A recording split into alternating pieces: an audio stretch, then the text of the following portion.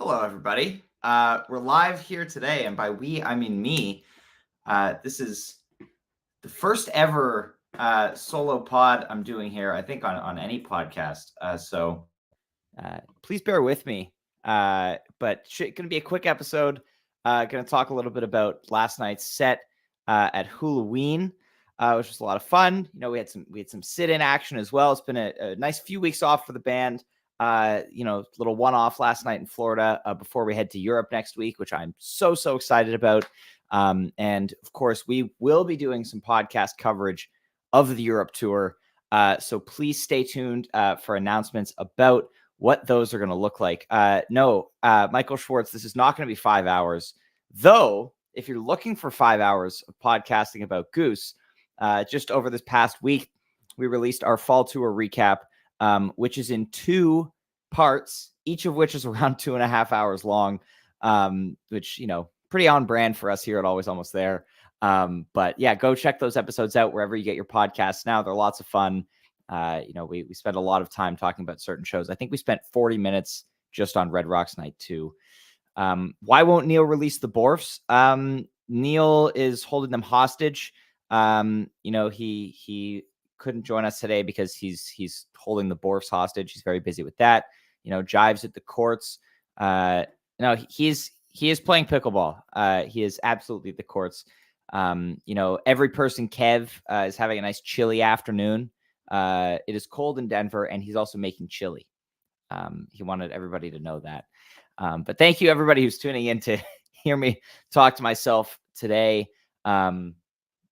Please let me know, if you have any thoughts on the set list last night, their costumes. Obviously, there's no recording yet. I was lucky I was able to get a copy of a recording of the set.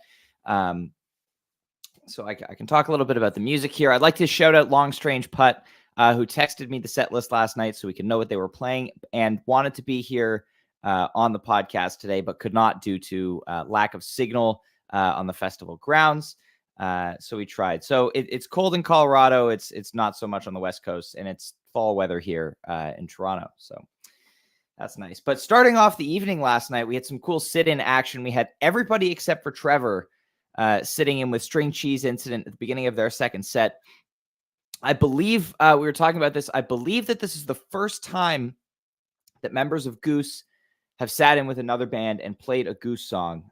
Please correct me if I'm wrong there, but I believe this is, did I say West Coast? I meant East Coast. But we had a nice Animal. I tuned into the Mixlr of the Cheese Show during the jam, so I missed the singing, but saw a little bit of a video clip there. So it looked really cool, and I'm really excited to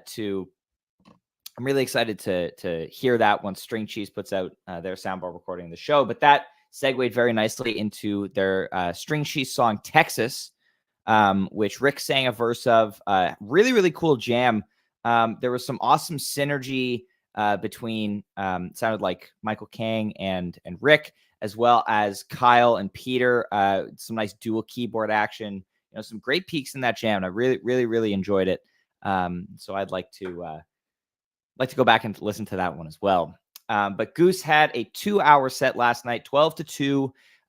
People, when you do listen to this, you may hear some slight differences in sound from their normal stuff because they did not bring all of their own gear down to Florida. Obviously, they're not bringing everything overseas to Europe. And I believe they're traveling from Florida to Europe. So they just brought the stuff that's going overseas with them. So Peter was backlining a lot of his gear. He had a Rhodes last night instead of his usual Vintage 5. A B3 instead of his C3 organ for those gear nerds out there. No, we have not talked about the costumes yet, Jesse, but we can definitely talk about the costumes. We had Pickle Rick. Trevor was a hot dog. Peter was dressed as peas in a pod. Ben was a potato, and Jeff was a sunny side up egg. We've only seen pictures of Rick and Peter so far. Really excited to see Ben dressed as a potato and Trevor dressed as a hot dog. It was a blizzard out there last night, to quote the man himself.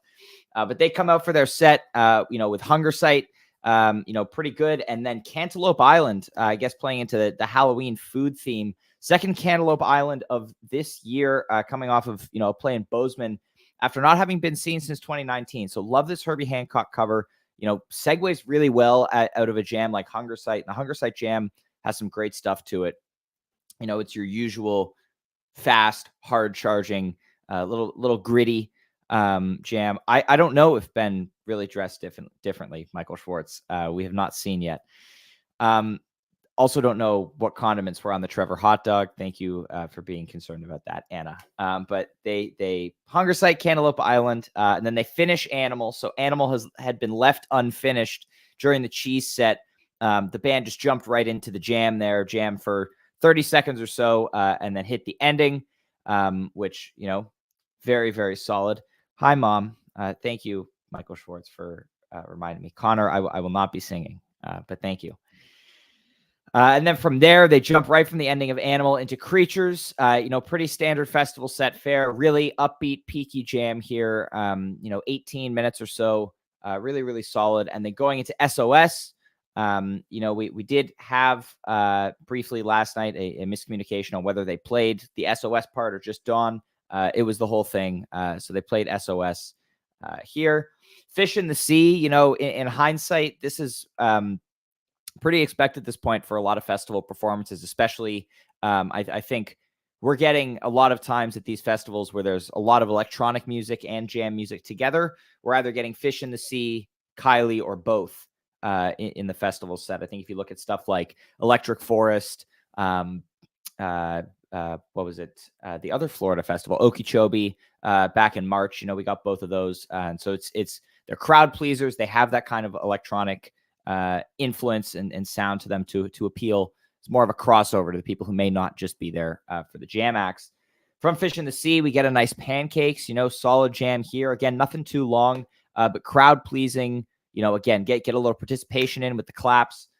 And then this Thatch, the highlight of the set for me, it's Thatch. It fucks, as we know, every single time.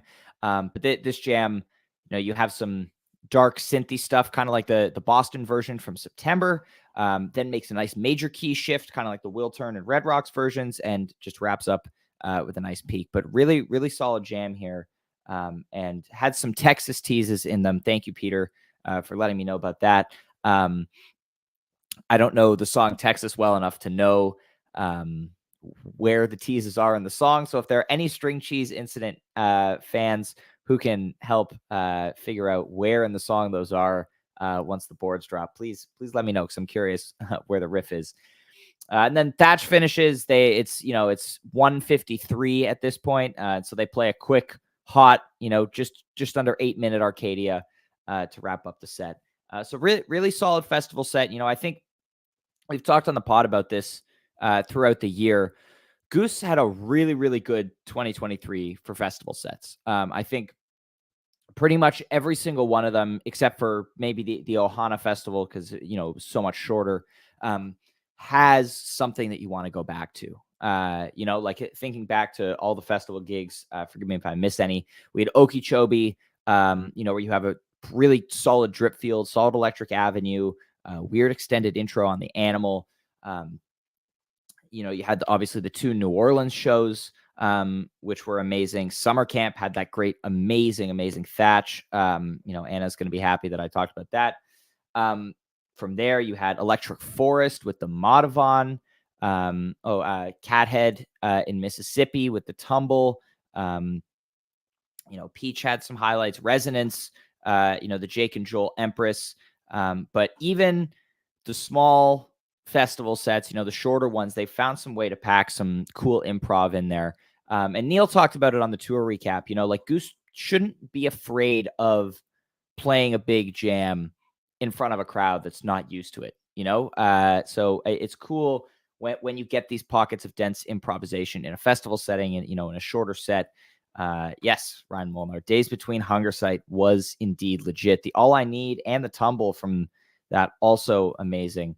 I will tell Neil that we miss him. We do miss him. But ladies and gentlemen, that's our recap of the Hulaween set from last night. Does anyone have any questions? Let's do a little mini mail sack segment, not related to me singing, please. But we'll take a couple questions. Pump for Europe. Any idea what the setup will be like? Lighting rig, streams? No, Dylan. Hi, Dylan. Not sure on the stream situation yet. We're waiting for confirmation on that. Hopefully in the next few days as we get closer to the start of tour. But I'm guessing the light rig will just be a small version. You know, they're playing in clubs. I'm assuming they will be renting lighting gear over on the other side of the pond. So we'll get, we'll figure it out on Friday night in Paris, which I can't believe that it's 6 days away, the first show of Europe. Michael Schwartz wants to know, what is the best 90s rock song and why is it Life on the Shelf? I don't know. And no, I will not sing Life on the Shelf. Thank you very much. It's going to be fun, and I can't wait to get over there to Europe and talk about it. So please stay tuned. In the next few days, it will be less than 6 days from now that you will find out about our potting and coverage plan for the Europe tour. They've got 11 shows plus a festival over there. It's going to be an amazing few weeks, and so excited to share that with everyone who's going and people who will be able to listen from at home. It's going to be amazing. And thank you, everybody, for tuning into this super, super quick hit talking about Hulaween today. Hope you all have a fantastic rest of your day and rest of your weekend. And I'll see you in Europe.